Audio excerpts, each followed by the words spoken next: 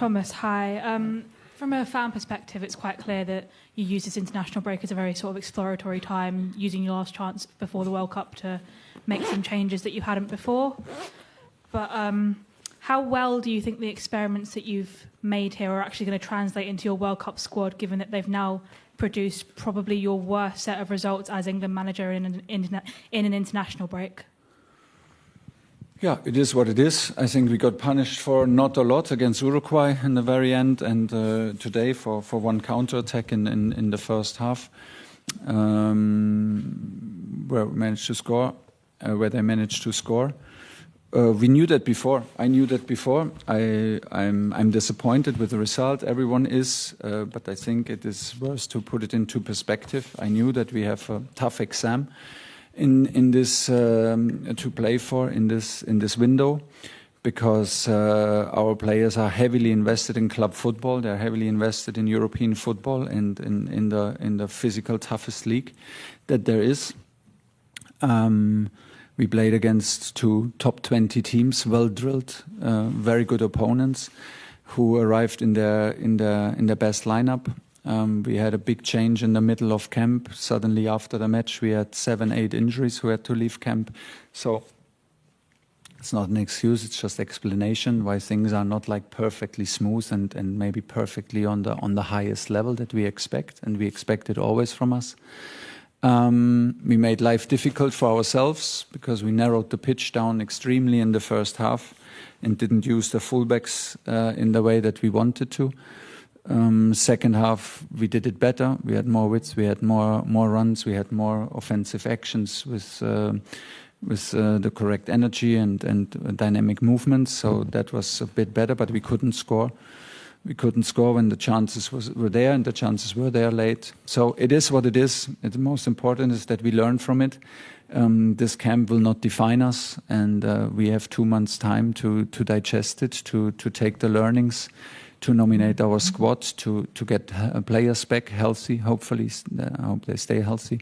That we have the full choice, and then we will pursue our dream from June.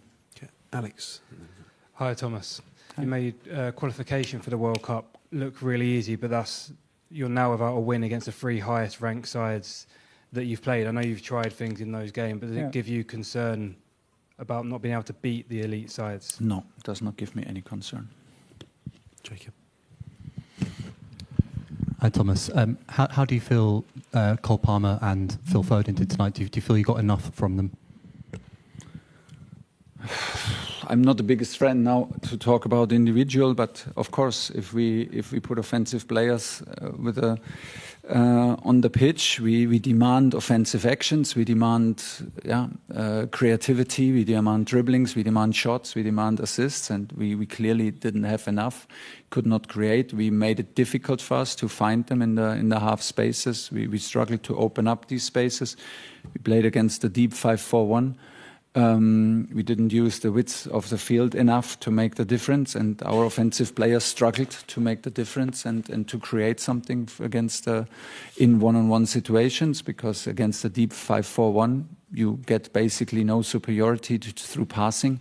You get it if you win one-on-ones. Otherwise you will be always in equal numbers or in minority, and this is what happened in the first half especially. In the second half, Japan got a bit more tired. We invested more physically on the sides to open up the middle a bit more. It was difficult for both of them, but it was clear that they will get their chances. I need to see them. We had 3 camps where we did not open the door a lot for newcomers. So now we did. And we had to adapt to 7, 8, 9 injuries in between camp. Again, I can put it into perspective. I will put it into perspective, but no but. That's just the way it is. Thomas, I know you were asked about this on TV, but does it concern you at all that in the absence of Harry Kane, you don't have the same kind of attacking threat? No, but Oh, in the absence of Harry Kane, we don't have the same threat. Bayern Munich, in the absence of Harry Kane, has not the same threat. No team in the world has the same threat. It's just normal. If top teams rely on top players and top nations rely on top players, that's just absolutely normal. I mean, on top of it, Harry dropped out, so we lost not only him as a player, but we lost him as a personality. It's always a bit disrupting if the captain leaves the last training after 15 minutes and is out of the squad. We lost Bukayo, Noni, we lost Declan Rice, we lost John Stones, who are normally the core and the drive of this group. And it affected us because this is normal. They are the players to carry the quality, carry the momentum on their shoulder, and of course it affected us. But this is just normal. It's a reality.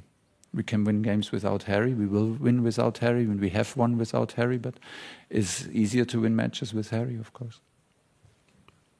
So Thomas, on that. Do you understand why some, even other coaches, have called Harry's teams, like Spurs, like they call them the Harry Kane team, because he's so important to kind of how the teams that he plays for, like his function in the team as well? Yeah, of course. Of course, I understand that. It's just the quality. Yeah? Can you is there a way? Because you obviously changed the system today without him, without playing with the number 9. We didn't change the system against Uruguay and played with a number 9. Today we played with just a different number 9. And we played also with a 9 with Phil Foden and later with Dom Solanke. But I'm not looking for a second Harry Kane. There's just no second Harry Kane. And there's also not an excuse. We were ready to beat Japan. We were ready to find solutions and to offer solutions to the team. But it was difficult. We struggled. On top, Jude tried everything, like a player who can always make something happen in a one-on-one, who's always happy to carry responsibility and make something special happen. So I think we miss a lot of key players, and it's just a reality. If teams like Uruguay or Japan come well drilled in their top lineup, it's a difficult task. It was not necessary to lose the match. Unfortunately, we lost it, which is disappointing, and I hate losing like no one else, and it will take a while to digest, but it will not affect us massively now for when we arrive in the US. Thank you for doing this. My name is Gakushi Fujiwara from the Asahi Shimbun Japanese newspaper. What has changed and what has remained the same in your impression of Japan after the match? Thank you. Nothing. I expected exactly what we got. A well-drilled team who have a lot of different variations in the deep build-up, from 3-2 to 4-1 to 3-1, dropping to the sides, opening up spaces, and playing from outside to inside, crossing lines. So everything was there, and it's very, very intense, and it's very complex to play against it. So I'm basically very happy that we especially in the first half did not concede at all. I think for me the second chance that they had was a clear offside, and the first one was a goal, and we should have defended it better because we were, I think, 6 against 3 in the counter attack. So this is mainly on us, but we controlled the game. They had ball possession, but in areas where they didn't hurt us, we put the hard work in. No, there was no surprise. I know how good they are. I know the results that they recently got. So it was clear before. We were very aware of the two difficult test matches that we organized for ourselves in a complicated window for our players, and that's just what it is. And you can be disappointed, but we cannot be surprised that it does not look absolutely perfect. Okay, 4 more to go. Starting here. Commiserations, Thomas Tuchel, for the defeat. But I'm just interested to know, Morgan Rogers was the one who was making the runs in behind to stretch the defensive line. But how comes Phil Foden wasn't doing that? Because Kai Havertz did that back in your Chelsea days, and that resulted in perhaps your greatest achievement in winning the 2021 Champions League. So I just want to know the decision-making behind that. We played with 2 number 6 and 2 number 10s positions, because that's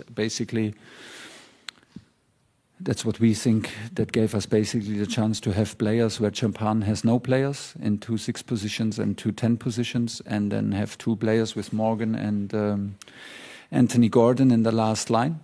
But like I said, we lacked the width. Our fullbacks did not engage enough in the offensive patterns to open up the middle. So we tried to play everything through the middle, and the middle was closed because we didn't provide the width and the attack, the threat on the side. We tried Morgan in the last line because it's basically the ideal position for Cole Palmer, and we wanted to give Cole the chance to perform on his ideal position. Later we tried then with Morgan more tucked in, and Jared Bowen in the high position to make runs. It was a bit easier because we had more overlaps and underlaps from the fullback. That's basically the decision, and players tried. It's difficult because we try to learn stuff in 2 days, and I will take the responsibility for that. But the group was new, so some of them heard the voice of me for the first time. Some of them heard the principles of the game for the first time.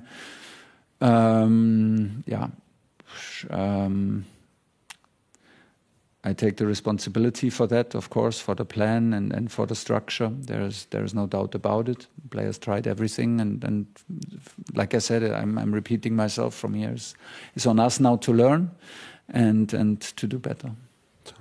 Hi, Thomas. Obviously, you've got a lot to digest after the last week, but has this camp provided you with more clarity about the 26, or more questions about? No, more clarity. More clarity, clearly. James. Hi, Thomas. You mentioned the injuries you've had to deal with, obviously, across the whole camp.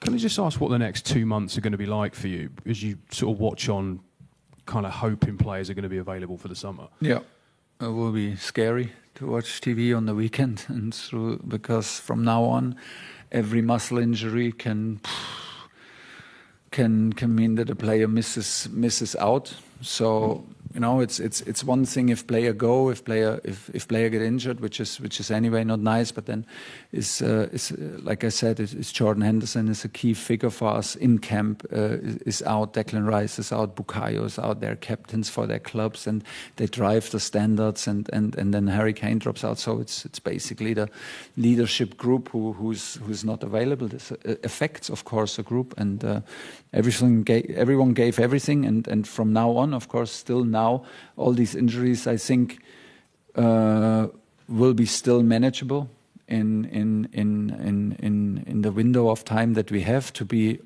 invested in club football in May and be ready for the World Cup. But from now on, the next 8 weeks, I will be. I'm concerned, of course, and I hope that everything goes well for the players, that they stay healthy. Okay, last one here. Hi, Thomas. Only goal tonight. Kaoru Mitoma created and finished it as well. Say again. Kaoru Mitoma created tonight goal and finished the goal as well. So, what kind of do you think level is he reaching at the moment? I'm sorry, I didn't understand. What kind of level is he reaching at the moment? What kind of level? Yeah. Oh, he can play on a high level. I think he proved this for his club and in the Premier League. He can play on the highest level. The goal itself, I think, it was a bit too easy after the ball loss. The ball loss can happen; it's not a problem. In the moment of the ball loss, I think we have 4 players behind the ball.